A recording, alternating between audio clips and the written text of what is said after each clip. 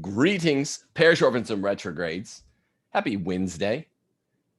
A Wednesday following a Tuesday where the Supreme Court released another batch of decisions, and again, they've kicked the can down the road.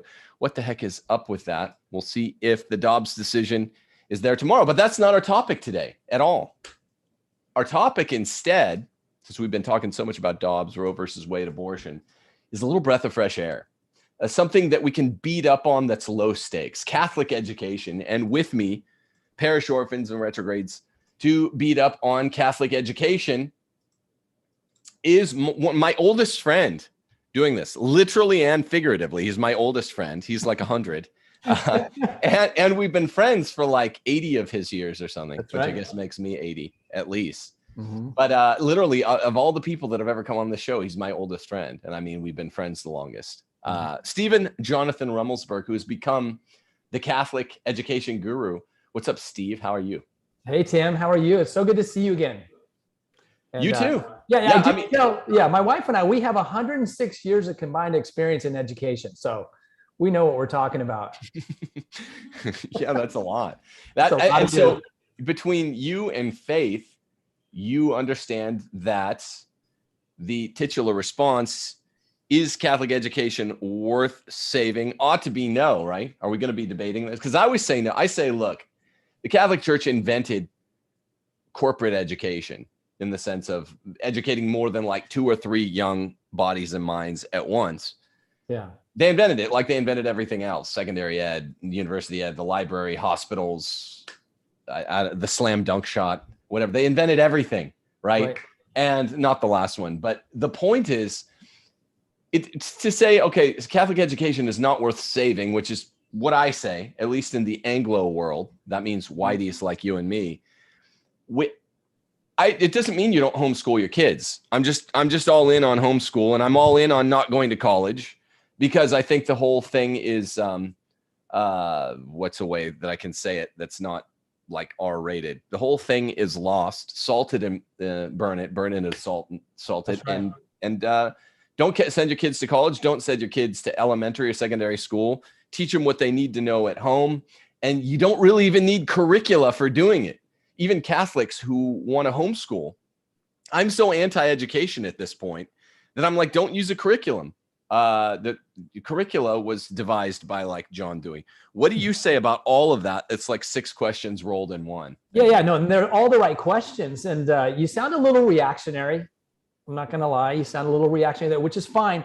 Here's what I say. If you look at modern public education, I've said this for about a decade or two. I've said there is no baby to throw out with the bathwater, theoretically. It causes great offense. Teachers get upset about it. Everyone on planet Earth gets upset because education has become a sacred cow. It's become a golden calf. It's an idol in America. And theoretically, education ought to be really important. It ought to be good. So I would say this: modern public schools need to be burned to the ground, razed, the field salted, and everything needs to go. It's just so befouled and so benighted and such an insult to the human person as the image and likeness of God. And the aim of the school is to use people to be cogs in a social economic machine to solve political problems. That should never have been the aim of the school, but that's Dewey. That's John Dewey. And we made it much worse. It's much worse. So yeah, salt the fields on public education. So here's the thing with Catholic education, insofar as they imitate the public schools, they ought to be razed to the ground. There's no doubt about that.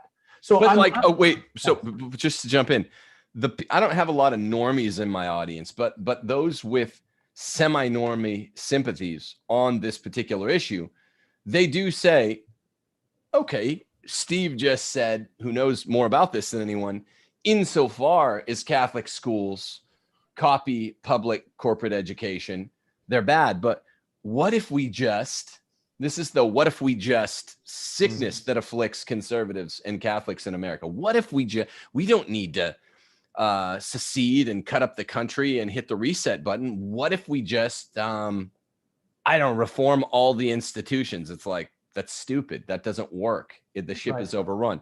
With education, they hit me with the what if we just make all of these big diocesan education mill Catholic high schools, what if we just make them go back to the classics? It's like, well, you can't do that, which is why the ship got overrun in the first place. All you can do is burn it and salt it.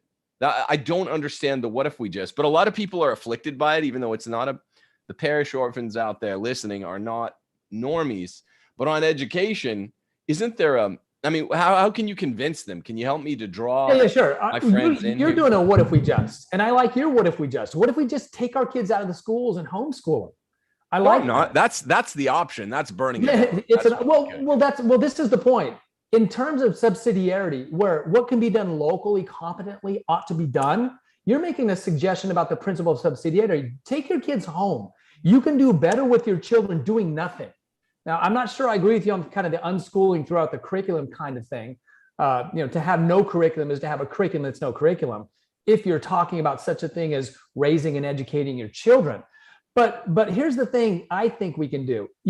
Just as you bring your kids home, a single faithful soul can go into a classroom and work with people in a way that's not devastating.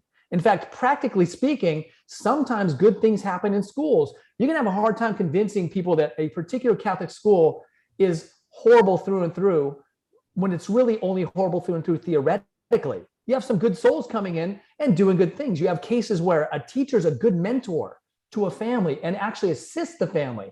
So I think there is something to be said about a single person having single encounters with authentic students and being an authentic Catholic teacher. So what if we just took one by one and helped recover what an authentic education is and help somebody be an excellent teacher, which is what parents need to do anyway. You agree with that? No, I don't. Here, I'll tell you why. Tell me why. Let me define what if we just, because I just made up this stupid, it's not even that catchy a term, but we'll see it on Breitbart or something later today. Mm-hmm. What I meant by what if we just are these singular individuals, LARPy individuals, live action role players who say, all we have to do is, and it's not something that can be done in subsidiary fashion. It always requires corporate buy-in. It requires, hey, we could save the schools if we just got everyone to agree to do X, Y, and Z with the schools. Homeschooling can never be called what if we just on that definition, Steve, because you can always be like, you know what? I'm out right now. You can do it in the middle of the school year. It's now here we are in between school years in summer of 2022 AD, year of our Lord. And people can easily just pull their kids out of the system, say, I don't buy in anymore. See, do you understand the difference? It requires no buy-in from your neighbor or no buy-in from a collective. This is what Steph and I do. We kind of recede from the scene, right? Which always surprises people, because even some new friends we have, we'd always surprise people. We're like, look, we're out there on the internet, well known or whatever, but it's kind of just like, it's me, Steph, our family. My theory about why people are so averse to homeschooling, I think it's a really slam dunk theory. I want to get your thoughts on it in just a second, is that families refuse to do it because the wives have been coaxed into, the work environment. And so homeschooling ain't an option. I always just say, do it yourself. Now, what we're going to talk about are the compelling points for why I might be wrong. And I want to do that in just a second. I think you'll be presenting why I'm not about homeschooling. I think that's the best option. But if you can't, why and how there can be a few screws turned to shore up corporate education, small corporate education. First, I want to remind folks out there to like this video, subscribe, click the notification bell, leave a comment. It helps us. Something spicy, hopefully, but even if you can't fathom up a spicy comment, I like cookies always does the tricks. And lots of people just say, I like cookies in their comment. Also, we want to plug Real Estate for Life, because they'll help you get out of your blue state and get to a red state. Steve, you just left blue California, where we were friends, and you went to sort of red Texas, right? Do that. Get out of the blue, get to the red. Call Real Estate for Life. Actually, go to their website, realestateforlife.org. They'll help you do that thing, which is the primary marker of true American liberty, which is to get around other Christians where you have the liberty to do what's right. You got to be in a red state, hopefully in the South, to do so. Finally, part of education, which is what our program is about today, is reading the right books. How do you know what books to read? For starters, join the Rules for Retrogrades Patreon book club. And you have to be a patron of mine on Patreon, Timothy J. Gordon, to do so. Go to my Patreon page today, and every level of patron can join. We are reading, I think, one of the finest novels written in the latter half of the 20th century, even longer than that, is Michael D. O'Brien's Father Elijah. I read last night, we had our inaugural meeting. Where the holy heck did it go? I had a letter that Michael O'Brien wrote me personally. I read it about our troubled times. And he and I have undertaken a correspondence over the last 10 years. And his letter was really on point. He wrote this book in 1997, Father Elijah. 25 years later in 2022, it's more relevant now than it was then. He predicted essentially the Francis pontificate. Mm-hmm. And it's just a heck of an important book. So you are not too late, Parish Orphans Retrogrades, to join this book club. That our first reading is the first 4 chapters, and we meet in 10 days, Friday the 1st, right? So become a patron today and join the book club. All right, all of that stuff out of the way. Steve. Yeah, that puts a pretty good distance between what I have to say about what you said before, which I think is important. So bear with me here. I'm going to give you a little bit of pushback because I think the what if we just really does apply to homeschoolers because you're participating in the thing called education. And it may not be the case with the Gordons, and I'm glad if it's not, but we have all been so conditioned by the horrendous methods and ideology of modern education that most homeschoolers really do what the state would want you to do in the comfort of your own home. So it does become, what if we just, for a lot of people, if you have the wherewithal to recognize what is so terribly wrong with public education, then I think leaving the whole system is a great idea. I don't know about unschooling. I think you still, as parents, want to raise up your children in the great stories and in ethics and in philosophy and in theology and all those things. I think you really do. I don't know about the unschooling Huck Finn way of things, which is really fun also. That's great. It's better than what the schools do. Just leave your kids to do nothing. That's a little Rousseauian, isn't it? So I do push back and I say this. Most people that take their kids out of the schools end up doing something similar, but it's less malevolent because the people that love them are doing it to them rather than people that see these children as just a number. So there is a real question about that. Do you agree or disagree? Yeah, I always said unschooling with regard to college. College is a waste. College is a flat waste of money for at least 19 out of 20 people. And I even mean if you're reading the right things. We never were afflicted with the notion that 19 out of 20 people ought to go to college. Now, for kids 1 through 14 or whatever, give them some education. I'm just saying the way you afflict your homeschooling program with the creatures of the state is by using John Dewey curriculum, right? By using a curriculum. That's not the education that Augustine or Thomas Aquinas had, right? They had the trivium. That ain't a curriculum. That's just teaching them reading, writing, arithmetic, logic. But they had a curriculum for sure. They had a curriculum. They didn't call it that. They literally could teach them with these sort of broad pole stars. Sure. Anything. I mean, that's classical ed. I think the first person, I'm not sure. I thought this was one of your talking points, Mr. Rummelsburg, but I thought the first person to ever use the term was socialist John Dewey at the University of Chicago. Yeah, that I don't know. But if you said something like a course of study, you say at the end of the day, I want to get through the Nicomachean ethics. Well, yeah. But that ain't curricular. Curriculum's like, skills-based, which I know you're against. And it's practical, which education ain't practical. I mean, it's good point. The practice of writing. But when I teach, what I said with Maggie this latter semester, our second eldest, who's in 5th grade is like, look, we want to work on these discrete goals this spring semester. And I, for the first time, was really doing the education because Steph was so bedridden with the 7th pregnancy of the 7th kid.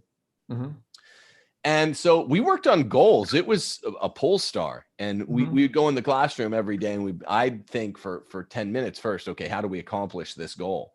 And we'd throw in a secondary or a tertiary thing some of the days, but I'm like, no, today we're just going to work on this. Okay, let's do a little geography on the side.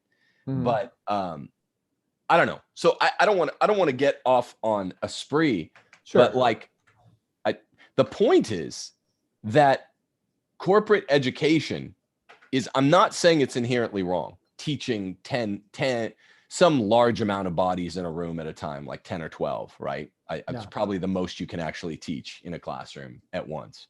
But the Catholic Church invented it. The very notion that you can get more than just your kid or your couple kids in the classroom and have them working on stuff.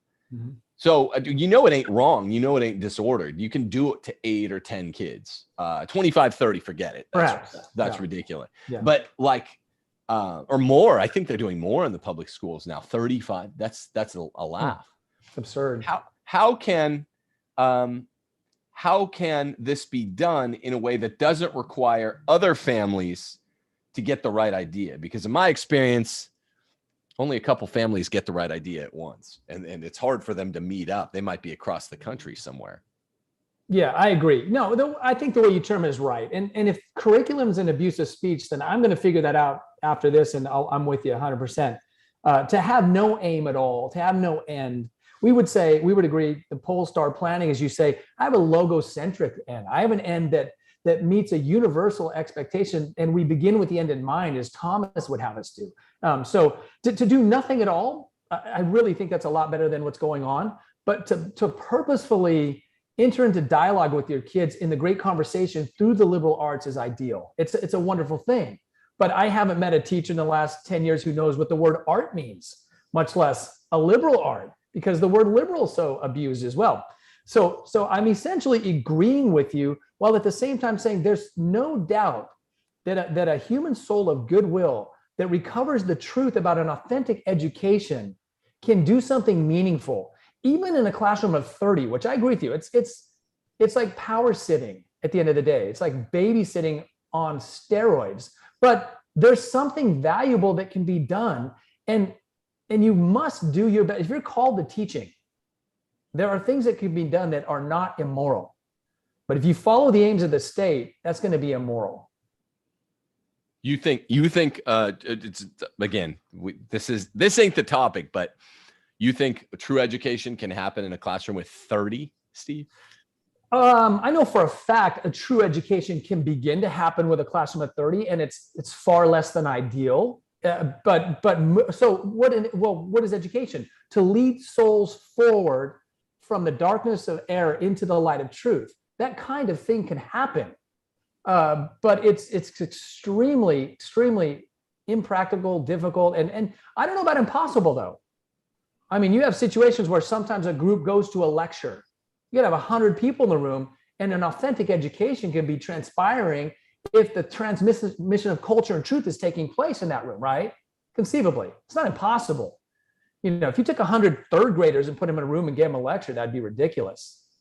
If you put 30 kids in a room with a teacher who was an amazing storyteller, some movement can take place. Sure. I ain't again. I guess we should define education, because I ain't saying that you can't transfix them with a story or something like that, or even a moral story or a lesson. And I think you could do so with 100 or 200. Auditoriums have been filled. Well, I mean, they have, right? I mean, at Fatima, 70,000 people were transfixed. I just thought we're operating on a more Catholic classical definition of education, where there's the kind of give and take that communists now call in the classroom Socratic. They have no clue, and they wouldn't like Socrates if they knew who he was. To get give and take in a way that's edifying of the soul, not the skills, but the soul of the student. Yeah. They also call them educators. I don't know what that's all about. Teacher. teacher is what you want to be, not an Mhm. educator. Dumb people say educator to sound smart, but I think, I'm not saying it couldn't theoretically happen at the level of 25 or 30 kids. It's like so many. I just don't think it's ever happened in human history that real learning is happening at the level that we're supposed to be trying to do. But theoretically, I'm open. How do you make that happen? You tell us, because you know more about this from a corporate, much more about it from a corporate standpoint than me. Yeah, it's a difficult thing. I mean, it's not impossible. You say if you had five, I like 5 kids in a room, and I think you can do a lot with that. You get 30, and there's no doubt that you're going to lose a lot of them. A fabulous teacher can get a lot of them, can really work with a lot of them, and not just transfix them, but lead them from error to truth. It's this beautiful process of transmitting culture and truth. And you can do that. I mean, you can walk into a room and you can articulate a principle of truth, and you can see light bulbs go off in a room of 30. But you're absolutely right. It's nearly impossible. You can't take a first, second, third year teacher, throw them in the classroom of 30, because it truly comes down to the fact that education is a set of arts. And when we say arts, we're saying something about a fixed and definite procedure established by reason, such that human activity reaches their proper ends. That's an unheard of concept today. And even where it's heard of, it's reduced and excised from its final and formal cause. So it's almost impossible to help teachers become excellent teachers, much less to deal with 30 kids in the classroom, which turns out to be, as you know, whack-a-mole rather than an authentic education. But it's not impossible. I've worked with groups of 30, just because I'm 100 years into this game. It's gone very well. It went very poorly my first 20 years, right? I don't know. I wasn't there in the 1800s. You could say, well, back in the early 19th century, it was tough going after the Prussian model was taken over. And then that was before the advent of penicillin. So kids were dropping. Yeah, kids were dying off. We had, rashes everywhere. It was a mess. It was a big mess. So not a lot of learning took place, but nowadays, it really takes time to cultivate the arts of becoming an authentic teacher. I think that's really missing. Have you ever heard of the education programs that teachers go through? They're training people for skills camps. Yeah, the communist ones. Yeah. Yeah, I probably did some iteration of some of them. Terrible. Yeah. Absolutely evil. It's just evil. What they're training leaders for schools to do is utterly evil. What they're training young people to do in classrooms with kids, it's dehumanizing, it's anti-human, it's anti-intellectual, and it's immoral. So it's very true that there's not very many cases where you're going to find the great teacher come in and really lead kids to truth, or really lead kids to open up to conversions away from error and towards the truth. But it's not impossible. And it's the kind of thing you can do at home. But okay, just so that we're having robust dialogue here, I would question you. I've always wanted to ask you this, because you know more about this stuff in the classroom than me. I taught 8 years in the high school classroom, 2 years in college classroom, so I know something about it. And I also had good success. I had some serious devotees that really went from error to truth, and they'll tell you that's right, that I'm very close with to this day. And that was in a 25 kid classroom. But I meant in a sense that can be meaningful and efficient, where we ought to be compelled, the reasonable listener ought to be compelled to think this is the best way to transact education. What I'm asking you is to argue, well, it's not theoretically impossible to do corporate classroom education of other people's kids besides just your kids. That still doesn't make, and I agree with you, theoretically it's possible. I don't know that it happens like ever.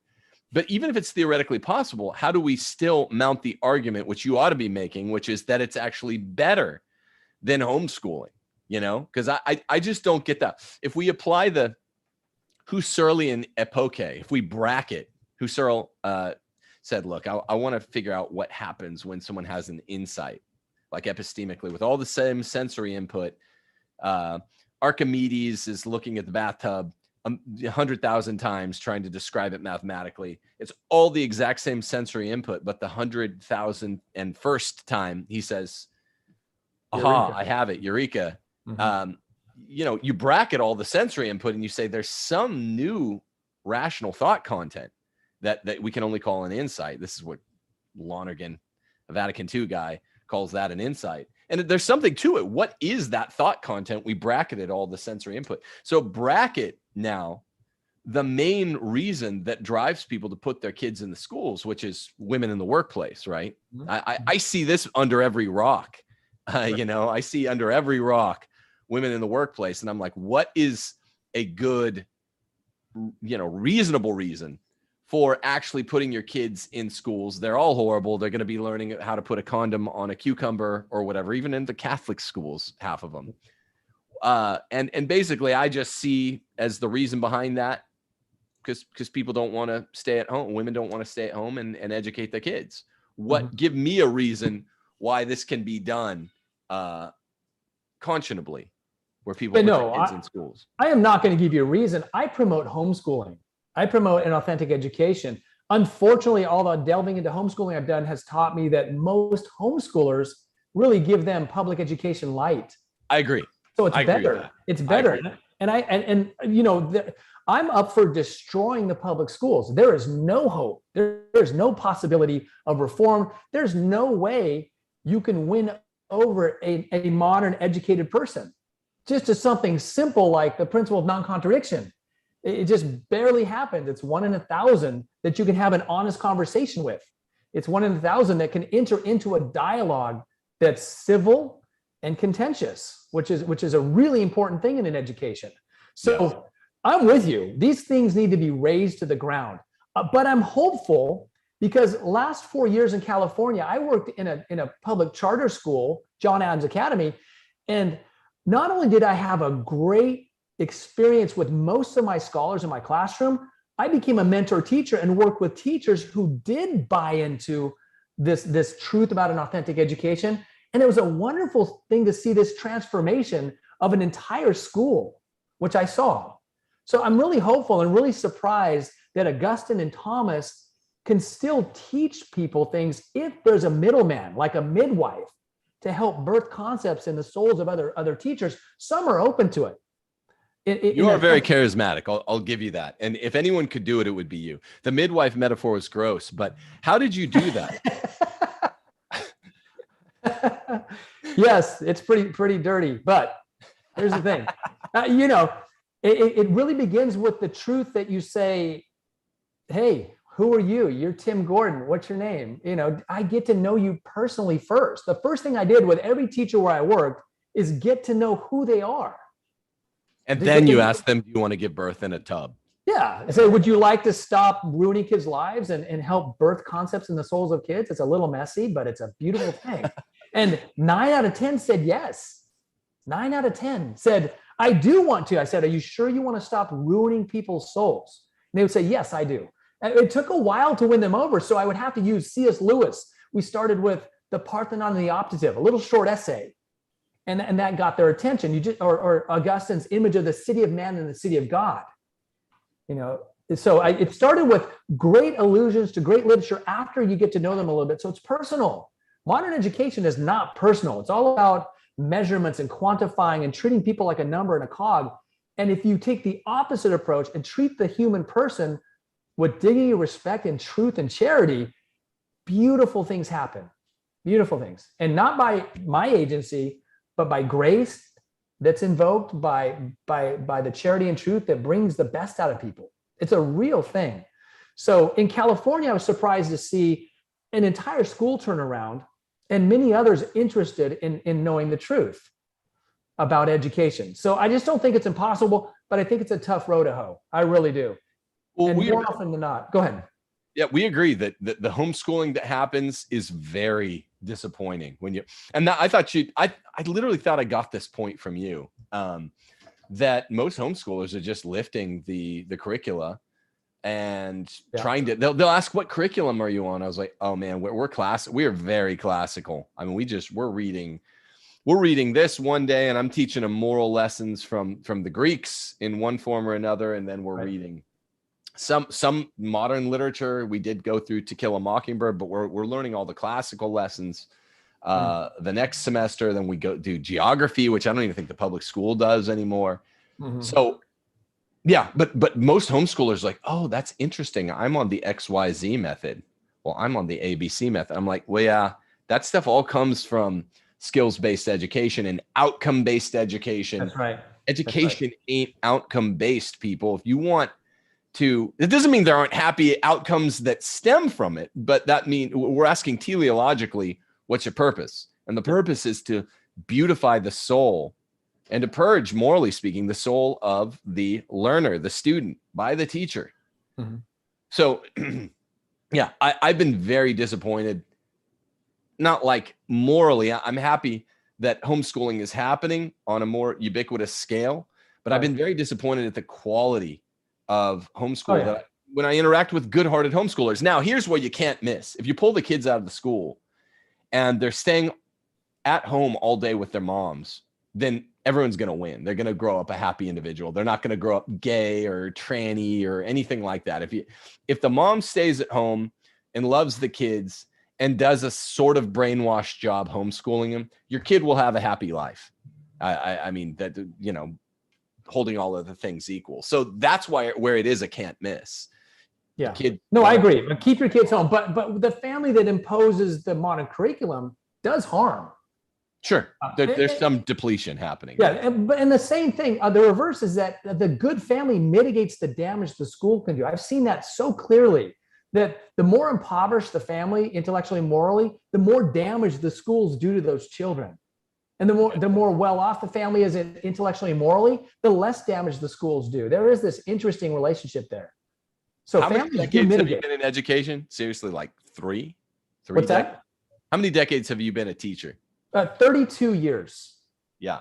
32 years. All kidding aside, which puts me in the classroom over 50, right? So starting kindergarten, started learning there how bad it was. Kindergarten was a very sad experience, but hasn't gotten any better. Well, because that kindergarten, again, was literally developed by the American communists, the socialists. That's right. And then preschools too. If you put your kids in preschool, most people listening it's like preaching to the choir. They already know. Preschool and kindergarten was an invention by the American socialists, maybe the party. They're like, look, the goal, obviously, we're educating them to be, you know, destabilized and immoral because we want to disrupt society. Yeah. All you do to do that is to accomplish that end is get the kids away from their mothers. That's right. Earlier on. Yeah. And what is it now? 2 and 3, they want them in the schools. They have TK4. Do you know what that even means? I don't. TK4, TK3, TK2. I don't. Well, is that like a T-4 where it's like, literally would TK4 be 4 years before kindergarten? So they're talking about 1-year-olds. That's right. Penelope's ready for school. Get her in there. Let me just say this, respond to this. I remember the first day, Steve, of kindergarten at St. Francis there in our hometown. And wow, I remember being so jolted to be ripped away from my mom when I was like 5 years old. Some of the kids in my class, my cohort, were 4 years old.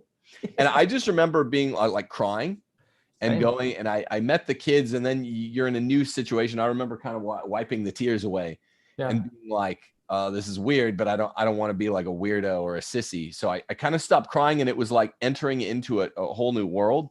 Yeah. Where the social pressures did matter to me. Only weirdos get into a new context and they don't care at all about the new context. I just remember being like, I'm leaving behind that world where I was just running errands with my mom or hanging out, taking a nap, having a snack. And I mourned that loss. And at the time, I just figured, oh, life is unduly hard. This is unjust for me to be ripped away from my mother's side. Now I realize, you get older, you go through it, and you realize it was unjust. It's unjust if it happens in first grade or second grade. Right. Kids need their moms. And we were playing a little game now that Penelope is almost 5 weeks old. Our godparents, one of my ex-students actually, have a kid just 2 weeks older than Penelope to the day. And so it's like 7 and 5 weeks. Somewhere between 5 and 7 weeks is where most maternity leave moms go back to work, and they start farming out their kids off on someone else. It is, when we made that point stark, somewhere between Penelope and other little baby, I won't mention the name, my goddaughter, my most recent goddaughter, they're starting to farm them out. And they're like, we had that couple at our house recently. We literally don't have our baby Penelope or their baby out of sight for 10 seconds out of an adult's sight at all. And people are like, all right, bye for 9 hours. Got to go work a shift. Mommy's got to go pretend to be a man. I don't get it. And it is so Luciferian that it has a big part in early education. Forget kindergarten, first grade, second grade. You miss your mommy, don't you? Even sure. Right now, you miss your mommy, right, Steve? I had the same experience, except I just went soul numb for the next 30 years. Truly. And it's shocking. It's shocking. Yeah. So I'm still not over it. I'm still not done figuring out what went so terribly wrong. But that's what I've been working on my whole life. So my new career is therapy to recover from my kindergarten experience that was really bad through graduation and college. It was really, the whole thing was dreadful. It was just an exercise in stupidity, to be honest. And it was hard to know that in the middle of it. It's hard to know when you're a kid, when your parents hand you over, you trust your parents implicitly, don't you? Yes. And so what a sad thing that we are so conditioned and education is such an idol that we do hand our kids over to a Luciferian agenda. And it's not socialist and communist only. It is Luciferian. It's anti-human. It's really evil. So how sad. I mean, I did it to my own kids to a really great degree. And I'm really grateful my daughter, Kenya, has not done that to her beautiful baby, my granddaughter, Kailani. She's been home with her the whole time. Hasn't taken her eyes off her, and that's a beautiful thing. So bring it around then. How is there a working Catholic model for corporate education? Give us the hard sell. Now we're at the end here. Tell me how, because this is your thing. You're a mentor for other teachers. Yes. You've grown over the last 5 to 6 years into a kind of Catholic ed guru.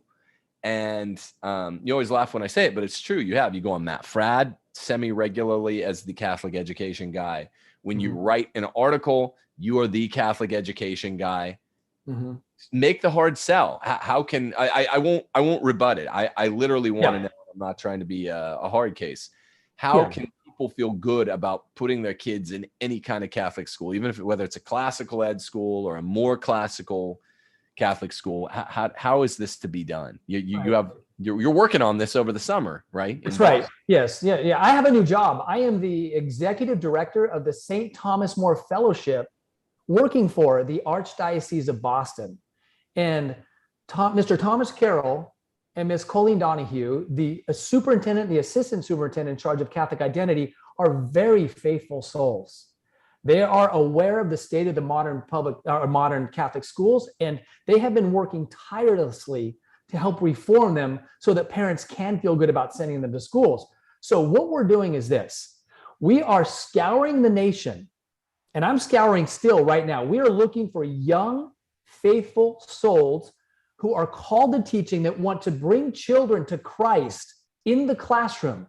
And we are asking them to join us in Boston, where I am running a 5-week teacher formation program to prepare them to enter into a Catholic school under a faithful Catholic principle, of which there are several in Boston right now, and to work to be like the mustard seed, to grow a culture of an authentic Catholic education in a Catholic school.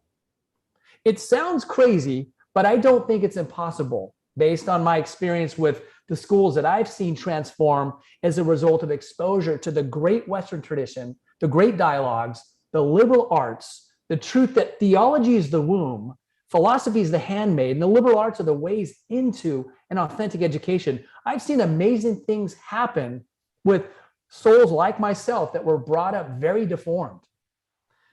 So not physically. Yeah. Oh, no, you've had a lot of so you're no longer physically deformed. Yeah. Well, maybe, yeah. I'm not. Is that because of the midwife or whose tub? Yeah. No. You got to say the soul. Well, you say public schools are soul deforming endeavors. They deform the soul. They excise the form actually in the final cause and treat a soul as if it doesn't exist. That's deforming. So. And so do most Catholic schools. Yeah, as do most. The majority of Catholic schools participate in this deformation process And you see just as much craziness with the LGBTQ, the BLM stuff, the racist, all this stuff is in the Catholic schools. Even the transgender agenda is in the Catholic schools. It's just remarkable. But where we're working and drawing good souls in, we believe that there's an opportunity to edify good, faithful schools when you have from the top all the way to the bottom support. Yeah. So I'm not just recruiting and forming these young, great souls. I'm assembling a team of mentors to be there for the next few years to help form these teachers into authentic Catholic teachers. I don't think it's perfect, but I think it's a good idea. Yeah. So it's a 5-week program this summer. When does it begin? When does it end? It begins July 11th and ends August 12th. We'll have boots on the ground. And we're in fact, on your show, I'm asking out there if there's any good souls that are young, faithful, called to teaching, who would like to participate in what I think is the most important Catholic educational mission in the country, because we're really trying to bring the Catholic schools back to an authentic education. That's our goal, an authentic, faithful Catholic education. And are you taking applications, or how many do you need? And hey, yeah, how can I help you? Okay, I'm taking applications on the link below, and I'm looking for 3 souls. I'm looking for 3 souls that I can work with, of young, faithful kids who would come on a show like this and say, oh, I agree. The public schools are deformed. The Catholic schools are in a lot of trouble. I would like to participate in reforming them and making this attempt to recover what's so very valuable about Catholic education. You mean young teachers? Young teachers. Young teachers. Yeah. Young souls called to teaching. Yeah. Okay. Yeah.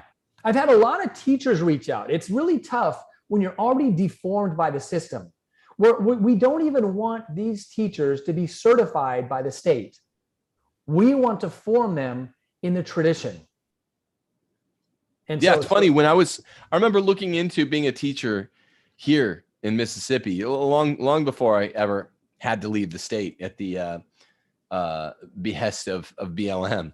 Years before, I was looking into getting into Mississippi, and all of the Catholic schools here are like, well, okay, you get your state certification. I was like, but then you're tainted. It's the well is poisoned, and they didn't get that. And you make a big political point, you're not going to get hired anyway. But they're like, do you have your state accreditation? I was like, why in the world would you want that?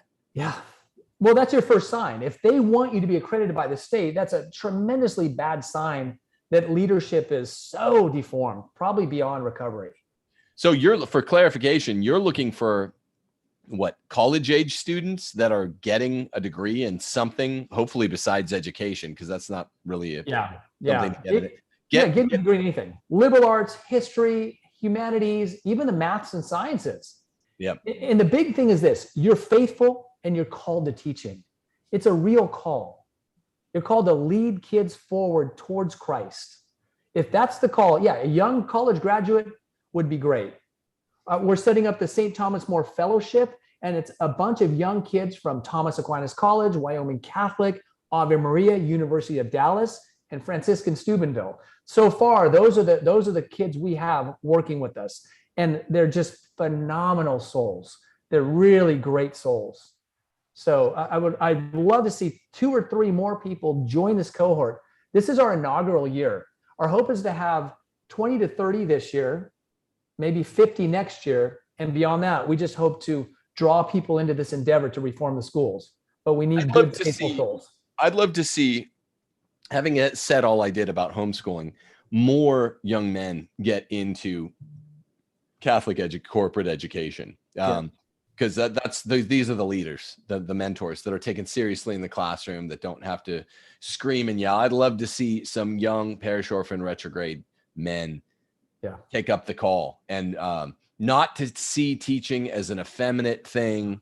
It's kind of screechy and it's kind of rule followy. You know, when you have a young, cool male teacher, which is so few of us had, then it's a whole different issue. Men, unlike women, tend to know more. Hey, don't follow that little rule. That's stupid. Okay, here are the big things. You know, you guys can cut out these rules. Here are the big things. These actually matter. That's right. Jesus really is Lord. The Eucharist really is real. You have to follow these rules. Confession's really important, or you go to hell.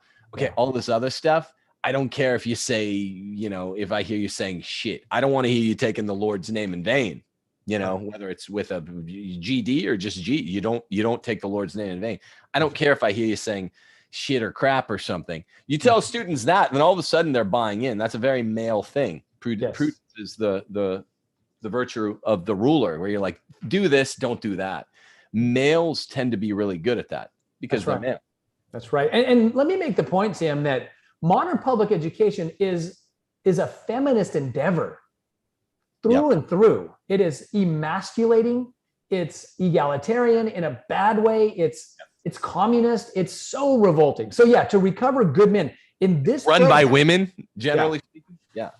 Yeah, run by women, generally women bosses everywhere. We want to recover good, manly men of virtue because we want to recover virtue and vice as part of our educational understanding. And it's non-existent in the public schools. In fact, viciousness is called virtue and virtue is called viciousness in the public schools. That's the way feminism has to invert things. So I think a lot of our fellows, most of them are young, hardy, faithful, virtuous men. It's a great group of souls. So to join this would be a really beautiful thing. Yeah, and the tough thing is, okay, well, there's nothing wrong with a young single woman working, and there's nothing wrong with a really talented young single woman being a teacher. She has to work. But the problem is, then you're like, yeah, I mean, this is Catholic teaching. Young single women have to work. There's nothing else for it until they get a husband. But then you're like, well, if we hire them, then we feel like we're getting in the way of their vocation. Then all of a sudden there's sort of two focuses. There's like a fork in the road. Do you go deeper into your career, or do you refine the search for husband? This is a really important practical issue that no one talks about, because no one talks about how feminist education is, or how feminist everything else is. All the cultural institutions have been feminized. Everyone wants to talk now about transgenderism. What is a woman? It's like, well, I was hoping, this is a little bit of a sidetrack. I was hoping when Matt Walsh released What is a Woman, that he would be talking about proto-transgenderism, which is feminism.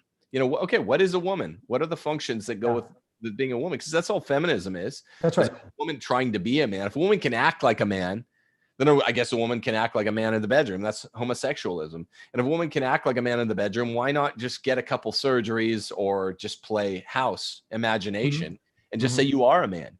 I was hoping that's what Matt Walsh's What is a Woman would be about. And it was not. Conservatives do what they always do. They respond to the latest craze and leave the two previous crazes behind. Untouched. Yeah. So we're not dealing with how feminist all these institutions are. Right. The roots of the problem. Yeah. It ends up eating its own self. It's foul. Yeah. It was really remarkable. My little granddaughter, Kailani, she said, "You're a boy and I'm a girl." And I thought to myself, she knows more than the new Supreme Court justice. Right. Right. It's like, wow. Okay. It's not complicated. When little Penelope was born, the nurse came in here in Mississippi and said, "Oh, it's a cute little girl." And I was like, "She hasn't said that yet. How do you know?" You ask her. Wow, how presumptuous. Yeah, how presumptuous of you. And of course, they knew I had long hair or whatever, and we were from California. We don't talk like them. And so I think she thought that I was being serious. I was like, no, I'm not a homo. I'm from California, but I'm no homo. I'm kidding. Yeah. I agree with you. Because then in Mississippi, they'll be like, "Get the hell out." That's right. Yeah, That's good. That's good. I'm glad to hear what you're recruiting for. I'm glad to hear what you're solving for. And as always, I learn from these conversations with you, my friend. Thank you. Yeah. I wish you best of luck. So when do people need to get these applications in by, if this thing starts in about 2.5 weeks? It starts in 2.5 weeks. If you got your application in this week and I could have a Zoom conversation with you, I'll be able to work with you to discover whether or not it's a good fit. So yeah, the sooner the better. I imagine we're going to be talking people up into the first week of July. So, but I wouldn't wait. I mean, we're pretty full. We're almost full. We'd like a couple more, but we're just looking for good souls. And if not now, think about it for the years to come. So juniors and seniors in college now, this coming year, maybe it's something to put your mind towards. And we're going to be more public about this and get out to the schools more this coming year, because we just started this. I just started this in March. So we've just been barely at it. Yeah. And Tim, can I pitch one more thing? Sure. I just launched a website called City of Truth. And my aim in this City of Truth is to put out a weekly newsletter, and it's specifically for homeschooling families that would like to get away from the John Dewey materialistic, communistic, feminist education curricula and start to seek out that authentic education for their own children in the home.